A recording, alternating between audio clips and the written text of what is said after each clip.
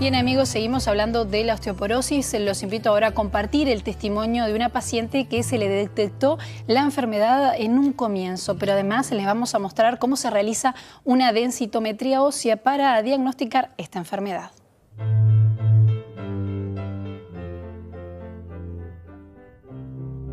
Susana, ¿cuándo comenzó a sufrir de osteoporosis? Bueno, en el año 1991 se detectó que yo tenía osteoporosis, una osteoporosis seria, muy importante. Estaba con el nivel de densidad ósea muy por debajo por la media establecida por los estudios. ¿Qué le significó a usted en su vida tener que cambiar? Bueno, yo no sabía ni siquiera que la enfermedad existía, o sea que tuve que preguntarle al médico, informarme. Y como tenía muy baja densidad en las caderas, indudablemente había una posibilidad de fractura de caderas, me mandó a hacer bicicleta. Y bueno, la primer salida en bicicleta fue con mucho miedo, ¿verdad? Miedo de romperme las caderas en el lugar donde yo estaba. Pero de a poquito empecé por 10 minutos, después por 15 y fui aumentando hasta circular desde aquel entonces hasta la fecha 45 minutos por día. ¿Y lo mantiene, lo sigue haciendo? Lo sigo haciendo, pero ahora lo hago en el gimnasio, con bicicleta fija. Susana, usted cuando le diagnosticaron osteoporosis tenía 50 y algo. Sí. ¿Tenía algunos factores de riesgos que configuraran para predisponerla a la enfermedad? Sí, indudablemente yo sufrí de asma desde que nací realmente, y entonces me habían dado mucho corticoide, aunque al mismo tiempo me daban calcio inyectado vía venosa, y eso hizo que indudablemente hubiera una disminución de la densidad ósea, ¿no? Además se sumó el hecho de que en ese momento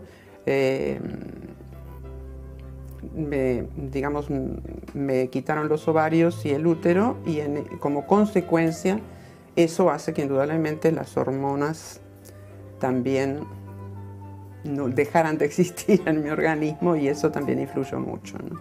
Lo más importante es detectar la enfermedad y segundo, ir al médico. Y el médico entonces ahí nos va a dar todas las indicaciones. Yo personalmente las clasifico un poco, digamos, son tres puntos muy importantes. El ejercicio, la medicación y la alimentación. Y estos dos extremos, es decir, la alimentación y el ejercicio, nos inducen a un cambio de hábitos, un cambio de vida. Es importantísimo cumplir con las tres. Con estos cambios de hábito, de vida, también haciendo un poco de gimnasia, ¿usted pudo mejorar sí, los valores? Muchísimo. Sí, en este momento tengo una pequeña osteopenia. O sea que en ese sentido he mejorado muchísimo, ¿no? ¿Pudo revertir? Sí, exactamente. Ahora, se necesita mucha constancia, eso es indudable, ¿no? Es decir, tenemos que tomar conciencia, porque además como no nos duele nada, no es una enfermedad dolorosa en general. Claro, cuando hay una fractura, por supuesto, pero en general no es una enfermedad dolorosa. Entonces como que no tomamos mucha conciencia, ¿no?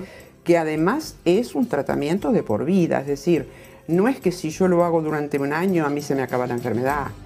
Hay que continuar y controlarse con el estudio anualmente, porque de esa manera vamos viendo cómo evoluciona la enfermedad.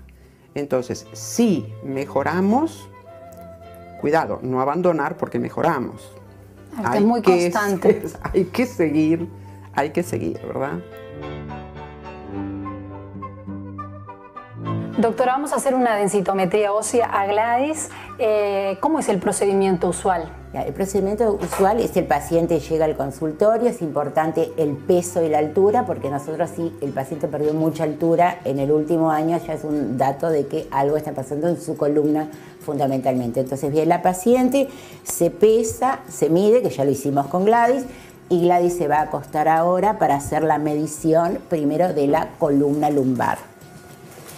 Es importante ver que el paciente no es necesario que se desvista porque va a tener, por favor, abrite el cierre.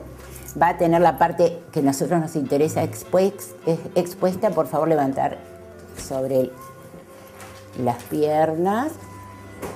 El aparato va a marcar con un láser la zona que a mí me interesa, que es por detrás del ombligo, 2 centímetros por detrás del ombligo, donde yo sé que voy a tener la imagen de la columna que yo quiero, y largo el escáner para que empiece a escanear la zona que a mí me interesa. ¿Y esto qué nos va a dar como resultado? ¿Es un mapeo de la zona? Muy bien, nos da la imagen de la zona, o sea que vamos a ver la morfología, pero lo que nos interesa es que nos va a medir gramos por centímetro cuadrado de cada una de las vértebras, y nosotros hacemos el promedio de L1 a L4 para obtener el contenido de minerales de la columna lumbar. Nosotros vemos que tiene el punto del día de hoy, se encuentra en la zona verde, que es igual que un semáforo, nos diría que es una zona de un nivel de densidad correctísimo. Puedo también ver en este momento la evolución de los estudios de ella, y veo que Gladys, que es desde el año 2004 se está haciendo regularmente sus estudios, sigue manteniendo la densidad correctísima en columna. Es un estudio entonces muy sencillo. Ahora vamos a hacer la densitometría en la parte de la cadera. Exacto, es el otro hueso que nos interesa. Bueno, ¿qué vemos ahí en imagen? Bueno, Gladys tiene un poco más baja la densidad en el cuello de fémur. Ella tiene que tener más cuidado en hacer ejercicios fundamentalmente para determinar que los músculos de la región se fortalezcan y evitar la fractura. No quiere decir que se va a fracturar, pero vieron qué importante fue ver que en los dos tejidos distintos que tenemos, el compacto y el trabecular, hay diferencias. Doctora, ¿cuál es la recomendación para Gladys? Porque la densitometría le dio que en la cadera tiene un nivel más bajo que en la columna, o sea, no está del todo bien, por lo menos en la zona de la cadera, ¿es así? Bien. Exactamente. Lo que quiere decir, Mónica, que me apresuré a hablar cuando vi una región sola, que hay que hacerle al paciente las dos regiones, columna y cadera, y se va a tratar a la persona por la densidad más baja que tenga.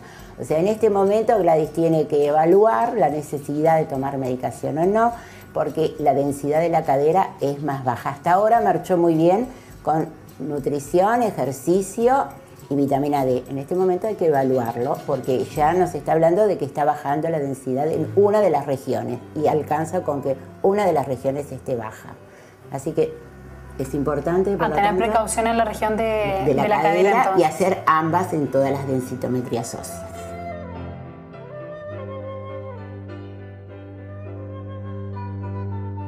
Bien, ustedes ya saben que se pueden comunicar con nosotros al correo electrónico vidasana@canal20.com.uy. Allí nos pueden dejar consultas o sugerencias. Hacemos una pausa, después de la misma llega la columna del doctor Daniel Nogueira.